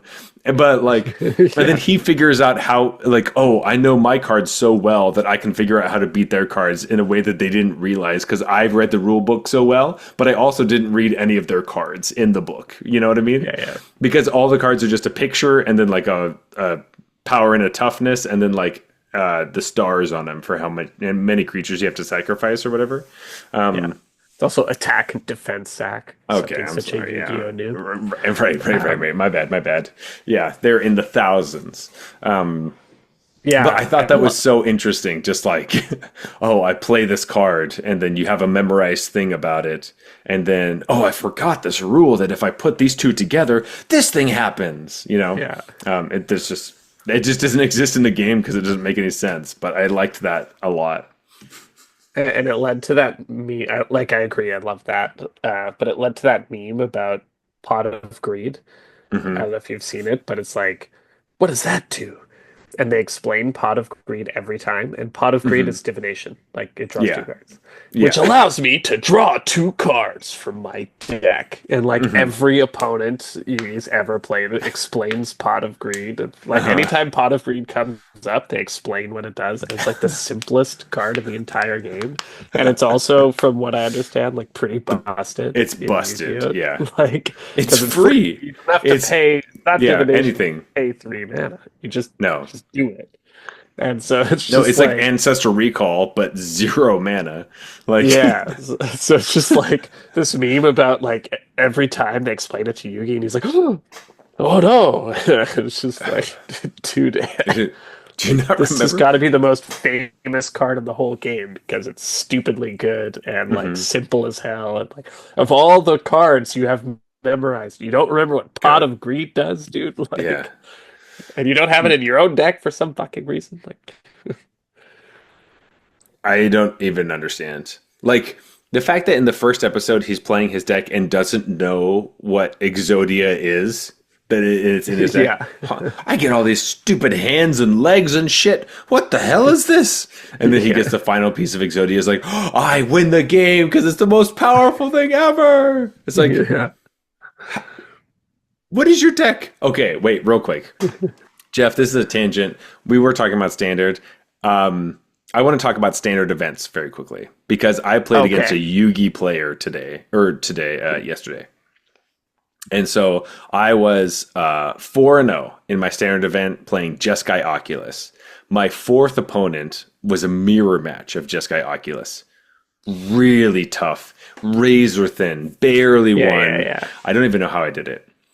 My fifth opponent for the trophy of the standard event, traditional, was a player who was playing 147 cards that were all like green mana dorks. They were Oh playing no. Impact Tremors. They were playing just a bunch of crazy shit. And I'm ashamed to say it went to game three. Not gonna lie, that I I lost was game like, two. did he lose to this guy? I This flooded, I person? flooded, I flooded game two. I did end up pulling it out. It was totally fine. We were chill. My worst enemy was the poison dart frog, but Ooh, it yeah. was it was one of those times where I'm like, man, Was it the sneaky these. reach? No, it was the I don't have a removal spell for this thing, and how am I I supposed see. to attack into it kind of thing. But anyway, it was one of those situations where I'm like, I once again wish I could talk to these opponents in these standard events because it does really feel like I'm either playing against a player who knows the meta and has something prepared and is going into the event, or a player who has no idea of the meta, is fresh Just Magic owns player. 147 cards on Yeah, Arena, so puts that's them all in one deck and decides that's good enough because hey, if I have 147 cards, I'm not going to be milled. But like, yeah. why not 150? That's my question. Check a few more lands in Just there a couple more. because you always should add more lands. Always, except for if you have 21, then you're fine. No, Uh, but anyway, that was rather you just play 61 than 21. How about that? ew. What? Oh, 61 cards. I was like 61 Yeah, lands, Jeff, throw another land in in your there. 147 card deck. Yeah, how many lands are you supposed to play in 150 cards? Roughly. What was it, like 50? Is it 60? The thing is, like, it doesn't quite scale, right? Like, you want to play 17 in a 40 card deck, Mm-hmm. but you don't necessarily want to play, you don't want to play 30. 1.5 times Yeah. 17 in a 60 card deck because maybe that's just because 60 card decks are like, there's more variants. You either want to be aggro, or like, you're well defined Right, right, what you right, want to right. do. So But you you want to want to play be like less than that if 26 you're or aggro, more than that if you're control. yeah. Um, yeah, so maybe you just in what 150? So like 70, 60, 68, 70, Yeah, maybe it's just literally like like four almost times half, 17, but right? Maybe it's like, yeah, something like 68. that. I think of it as what's half, but but a little bit less. I Yeah, guess it that's could. probably, I think that's the right Mhm. like just do the math on the multiplier and then cut it back a bit is Yeah, probably the because right way it's to like try to do it. in 100 cards, you're supposed to play like 39 lands, 39, 40 lands. Okay, interesting. Um, through well, I guess Commander is completely different because all you're doing is ramping at the beginning and you play a bunch of mana rocks. So Right. like You have so you much, have like 10 mana rocks. So really you're playing like 49 probably get a free mana mulligan or something. sources. Like, You do get a free mulligan. Probably get a free mulligan or something like that. Um, yeah. but yeah, okay. All right. I'd say I think that's a good rule 150, of thumb, though. Take what you know, 65. do the multiplier, and then Hmm. cut back Yeah. a tad. I want to ask this player. Anyway, this kind of led me to the question of like, how do we like? I wish I could explain to people what the events are because it really was feeling like the event was players that knew what the event was and players that really did not. Um, It's one of the things that soured me a bit on events because I used to mhm, love them because it's like if you can't play that often, mhm. ladder can be a bit unfulfilling because it's like Hmm. it's going to be You just you even just kind just of getting play. to the rank where Hmm. the games are as competitive as they can be is a Yeah. slog, and like I'll only have time to even get there. So I was really high on events, but then the events they kind of soured on me a little bit just because you would often run into people who were just not really meant to be there, and you had no Hmm. way to, It feels like you're weird. saying, like no way to Hmm. say anything about that. And so, you know, you just play these events for maybe two, sometimes even three of your five matches were like not real Hmm. matches of Magic in the sense of like I'm playing the tiered competitive deck that people have worked on and have optimized it. You're playing, yeah, whatever you happen to have, and it's just Hmm. not really a fair fight. Yeah.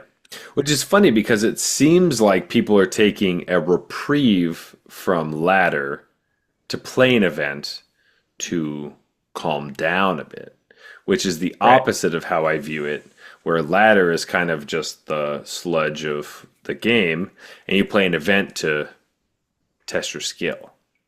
Yeah, same. Um, But that's not the challenge that's being given, really. Yeah, it really yeah, is the other way around.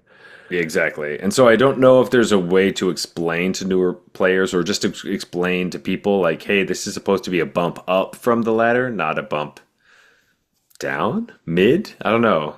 I got two trophies this week, and I didn't really feel like I deserved them. So, Yeah, I thought of like events as, hey, maybe it's a way to play against like Platinum Plus mhm, players without having to actually work my way up to Platinum to yeah, do so, right? But it hasn't really been that. it It's has not been, been. no, it's not really been that. It's been random, I guess. Yeah, it feels very random. Of like, wow, dang, that was like a mythic player, and holy shit, that was bronze. It's like double bronze player. Yeah. And then Um, sometimes you're in bronze or silver and you play against someone and they have a tier deck and they're mhm, playing it function. They understand what it's supposed to be doing and are playing it appropriately. And you're like, yeah, I guess it is all about ladder if you want yeah, the challenge. But yeah, I'm with you. I that's what I yeah. hoped events would be is like you can get to that challenge without having to slog. But Nope. So sometimes you have events that work out that way, but yeah, I think it's just mostly random.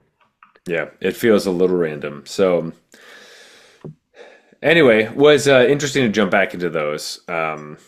But But yeah, great show today. Lots of Yes. standard stuff, lots of standard takes. Do you have any last thoughts before we go to last call? I think final thing to end on is, do you like standard right now? I really like it. Whether that's just because like aggressive red decks are up on the top. I mean, that's actually probably exactly what it is. Yeah, I of course you you know, like it. well, it's so funny because like it doesn't matter how many years we do this podcast and how many times I talk about mono red. I still just don't really think of myself as a mono red player, but I really enjoy aggressive red decks and aggressive decks in general, I think. If the aggressive deck was green, I'd probably be playing it. So, green, we barely talked about it this evening, For but good reason. for good reason. So, um, but yeah, like this format does feel. I do feel less like Monstrous Rage is obviously like a big boogeyman still, as far as like the card that like people were talking should be banned, should be not banned or whatever. But I don't know. It feels like sometimes it's the nuts, but in Cori-Steel decks, it feels like you need two, as opposed to in mono red you need one. So Yeah. it is interesting, but overall, I like standard a lot right now, and it's still really fun. Yeah, same. Having fun with it. I think Monstrous Rage is fine. Like, Hmm. if you're going to print a pump spell and you want it to be playable, this is kind of what it has to look like. It's got to look like this. Um, yeah, it's been fun. I, you know, I haven't. I think it's a longevity thing. Like, if we just Hmm. keep going down the same road where mono, like, basically, we're at a place right now where red based decks that are at least aggressive leaning, either hyper aggressive, or in the case of the Jeskai deck, like still trying to get you dead Hmm. though. Um, if that's just stays that way forever, that's when complaints can start to roll in, right? It's like, okay, we need to mix and match, but that's where we're at right now. It's a snapshot. Yeah. People are figuring the format out. The red aggressive decks are the best. I think you even mentioned people are starting to figure out how to play against some of these new cards. And so let it evolve. And I like how it's been evolving and I'm enjoying playing it. If it stagnates, that's when I might start to get bored. But Hmm. I don't think that's going to happen, honestly. I think I people are think going to with find a way. I think one of these decks is maybe going to jump out as, okay, mhm. I'm the best red aggro deck, and there's going to be some other contenders in there for other types of decks you could play too. Yeah, I also think that like this is the first year of six sets and standard, so there's no way it's gonna be boring, Yeah, there's just unless so like many options, right? yeah, Like, if the new sets that are coming out like Final Fantasy and Edge of Eternities don't, well, Edge of Eternities comes with rotation, so you know we're gonna lose temporary lockdown, so kind of means like Final Fantasy or Edge of Eternities needs some sort of sweep the little guys. oh man, Um, good riddance to temporary lockdown. yeah. Thank you. I agree, but that just means that they're gonna print something else that's also annoying because they Yeah, have to, right? Otherwise, the little decks are gonna run away for the game, so they'll have to do some sort of sweep. They can't just have split up be the sweeper, right? you know what? I'm Um, calling it the next tier one deck coming up. 4/5 Kindred. what? It's Oh God! everything in the deck is 4/5s. Ugh. You know what that means, Jeff? That means that like every 4 or 5 card is just gonna have an alternate cost that makes it cheaper. That's all it means. Yeah. All right, perfect. I'm gonna Just call like it that. Shieldred, but it's also has an adventure that is Doomblade. Yeah, what it is it's Shieldred, but it's not an adventure. It has suspend, and so you just like yeah, the first part is Doomblade, and in 2 turns it comes in for free. Oh yeah, you Um, don't even have to pay for the creature. I no, like that better. yeah, That's yeah. nice. Yeah. That's what it will happen. My thing, Bezos or whatever the Bezos, Jeff Beza, Bezos, the famous. the famous. What is Beza? Like a deer or something? Yeah. Jeff Bezos, So I the was famous just trying to deer. find elk. It's an elk. Is an elk, But sure. no, it's Beza stapled to like Path to Exile, or maybe Swords to Plowshares, or yeah. It'll That would be. I'd probably play that deck. it'll be Beza stapled to grizzly bears. That's what it'll be. I'll play it. Yeah, grizzly bear token, Beza. Love it. That's what they would do because that's the worst one that they could possibly do. Or maybe it's elk token. Oh, sure. Yeah, that makes it so much better. Um, I think that the after this Final Fantasy, the best deck will be. I think there's going to be a summon card that will be OP. That will be like the Okay. best thing you want to do is this summon because did those save my ass a lot in that game? Holy crap! I'm like, can I play the summon? Yeah, now as fast as possible. They're good. All right, we'll see. Um, We'll see. we'll see. Anyway, Jeff, let's go to last call. Let's talk about some beer for the evening and rate the ones that we have right in front of us. As always, we rate our beers on a scale from bronze to mythic, just like the tiers in Arena. However, this has nothing to do with what tier you are in currently. This is just a fun way to rate beers. So don't feel bad when we say that bronze beers are trash. They're horrible. We spit them on the ground. We pour them out. We hate them. Silver beers are just bad or boring.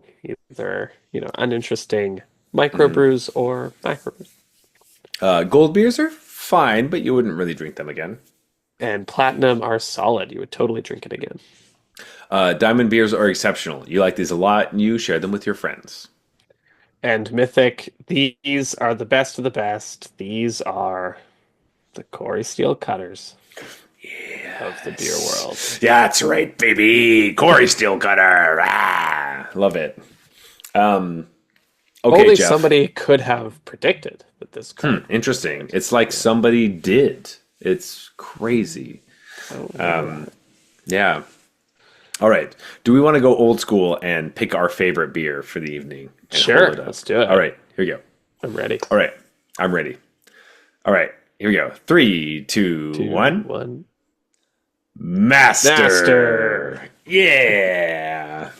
Hell yeah, buddy. We got the Dachshund with the flamin' hop here. Japanese beer. Taking the trophy tonight. Let's start with Master, and then we'll talk about Pit Crew. I thought Master was very fruity and delicious. Yes. I wanted to jump out and say, not only did it not look like a West Coast IPA, it did not taste like a West Coast IPA. Not at all. I think they messed that up. I think that the translation felt wrong, Yeah. but I think that perhaps they were, in the translation I was reading, they were influenced by the West Coast breweries, all the varieties of different flavors that they were tasting at these different breweries. However, it seems like they executed fairly well on an East Coast juicy IPA, Right. It's definitely an East Coast IPA. right?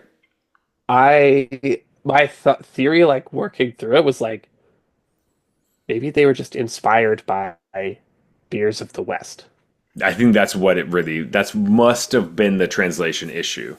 Yeah. It said West Coast, but I think that really meant just like beers of the West. Right. Because it definitely this was an East Coast IPA, and it was a good one, I A thought. really good one. It was very Yep. tasty. It was very fruit forward, which I liked. Normally, I'm a little iffy on that, but this one balanced. Like it tasted Well, good. Man. yeah, there was like the things that they said. It was like mango. There's pineapple. There's mandarin, peach. I think they said, but like all those types of like tropical type flavors were very present. I was very surprised. None of the beers I tried in Japan tasted like this. So that's why this was so exciting Yeah. because it was just exactly what I wanted a really like exciting IPA to taste like. So I'm stoked on this one. This one This is was my favorite great. kind of IPA. And I Oh, wasn't expecting it because, I not at heard you all. talk a little bit about the beers from Japan. Hmm. This has been sitting way past the drink Yeah. before date. And it claimed it was a Jeff. West Coast IPA. So I was Hmm. like, this is just not what I was promised. It's way better than No, what I was it's promised. This is way like the better. under um, promise and over Hmm. deliver. Like, Over deliver. Absolutely. Jeff, imagine if we had tasted this during its freshness window, how much better it would well, have now I been. need to know. I need to Now try we this we during its we have freshness to window. we have to try it. Um, what do we want to give this? I don't know. I like this a lot, This was but awesome. I kind of want to say Diamond Star could be mythic during freshness window. I think that that's probably what it is because I don't know if I can give this a mythic, but will I fly back to Japan to try this again? Yeah. But I also want to go back to Japan It's just like I'll fly because. back to Japan, and if I do that, I will remember to try this again. Yes. Yeah, yeah. Yeah, So it's not specifically just for this beer. I think Diamond Plus sounds because that's pretty got to be good mythic. If you're like, I will fly to Japan to get this. just to drink this. Yeah, It's definitely not that good. Once again, this is just the way the show works, folks. Don't get mad, but I think that if this beer was in a tall can, it would be mythic.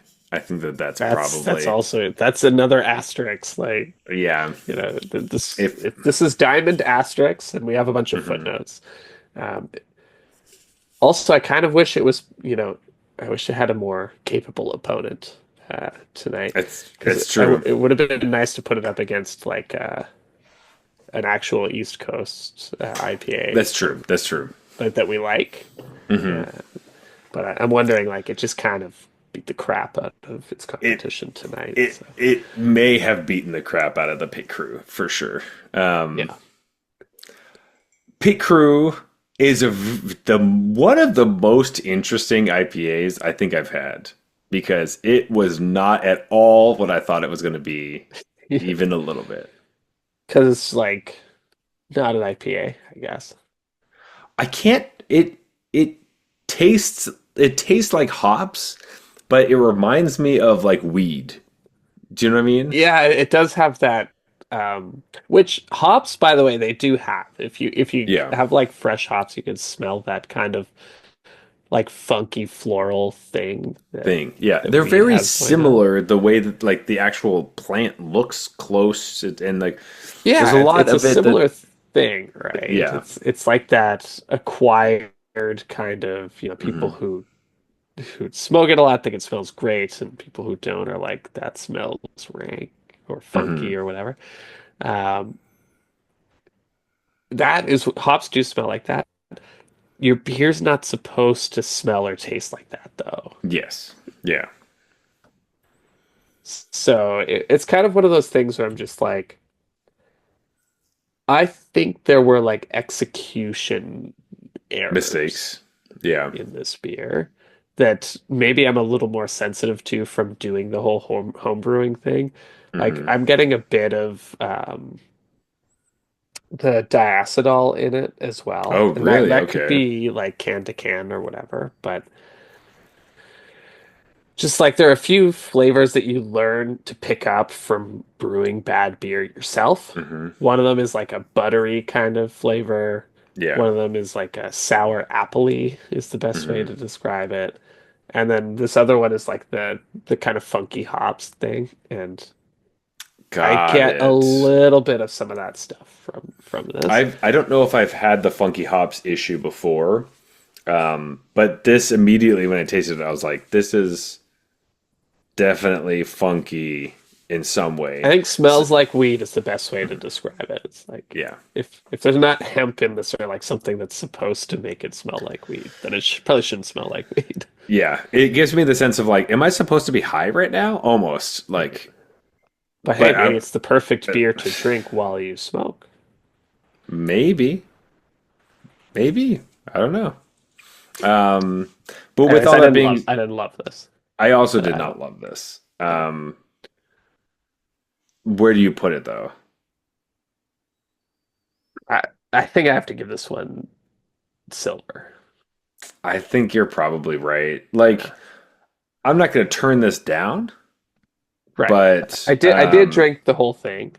I And I did. did try Oh, it in we're Abu just Dhabi, ripping I here. think. So I've had it Mm, before. okay. I didn't quite remember though, because I tried a bunch of them. I Sure, didn't sure, remember sure. like what the overlap was because I did like a Flight. tasting flight. Yeah. Thank you.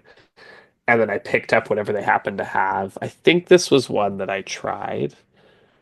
Um, but I don't think I've tried all the ones we bought. So, anyways, it was. There Yeah. are more coming from this brewery. Well, That's I'm what excited to what I try know. the other ones is also a big part of it. It's just like seeing what the other flavors are like or if they have similar types of issues or whatever it is with it, whether they're going to be skunky because the other ones are not IPAs, so we'll have to see. uh but it was cool also, hey, um it's just interesting to see how other countries are looking at the craft brewery scene over here and what they're taking and what they're making from it Yeah. and what they're able to execute or what their preferences are. But I will say that, like, again, the Japanese beers that I had tasted that weren't literally this one were fine to bad, kind of. Right. Yeah. There was like one brewery I went to that Silver just to gold seemed, range. yeah, it was all just like, these are fine, but these aren't like great. And so I Yeah. went to a couple breweries and be like, these are just, I don't want to bring these back. And so eventually I just kind of picked a thing up from a beer shop randomly because that was past the point of, Yeah. uh, Yeah. Well, good job, man. This yeah, one's well, it had, thanks to my good. mom, it has a dachshund on it, and my mom loves dachshunds, and I thought that would be perfect. So There you go. there you go. That's how that works. Um, hey, Imagine if cute. it was during the freshness window. I know, but cute animals. They really sell drinks for sure. Um, Not the camels though. Not the cute not the camels. not the cute camels. Um, they should just be made with AI, I guess, or something. Whatever Yeah. this is made out of. Look at our Instagram because we'll have a picture up about this can, so you can understand what we're talking about when we try to explain that feeling. We're at Arena Regulars on Instagram and Blue Sky. You can also find us on Arena itself under the username Arena Regulars Podcast, though we won't have any AI art to show you there. We will not because we mostly don't like AI art. Besides this can, if this can is AI, if it's not AI, then I just like the art of the can. I continue to not know because does everyone know? I don't know. I just know that that's a thing. Anyway, check it out. Tell me if you think it's AI. But It's called AI par We're living in the world of AI paranoia, where it's like exactly, I it's just not don't know. ubiquitous enough that you can just accept that everything is AI. Hmm. That hasn't happened yet, but It's it has a coming. very distinct like style, and you know a lot Hmm. of people are using it and claiming they're not using it. So Exactly. This feels like one of those times. If you want to talk to me personally about art or AI or any of that stuff, you can find me at the regular underscore Zach on Instagram, TikTok, and Blue Sky. But Jeff, where can I find you? best place is our Discord channel. I go by regular Jeff on the channel. We haven't talked so much about AI yet, but we could get that conversation going. But mostly we Hmm. talk about awesome magic decks, bad beats, sweet wins, and to top it all off, we do a monthly arena popper Ooh, cube ooh, draft. ooh, It's a ooh. lot of fun. You can join that. by joining our Discord channel. Link is in the show notes. That is right. Also, just for everyone who knows, it's a peasant cube. Just get it right, Jeff. Because Oh my god. we play uncommons. Oh, my bad. My bad. Yeah. But Well, Zach, maybe you do. Okay. oh When yeah, when I play the cube, I restrict yeah. myself to Yeah, you don't commons need them. You because don't need them, otherwise of course. It's just too easy. Yeah, a little too easy. Yeah, of course, of course. But anyway, if you like the show, please leave us a review on Apple Podcasts. Follow us on Spotify. Leave us a review there as well. Go to YouTube and leave comments. Click all the buttons. Ring all the bells. Sing all the songs for us. We really appreciate it. And Yeah, that'd be great. yeah, we love the songs. They mean the most to us. This has been the Arena Regulars. Reminding you that if you want to play standard right now, sleeve up those mountains. Have a good night.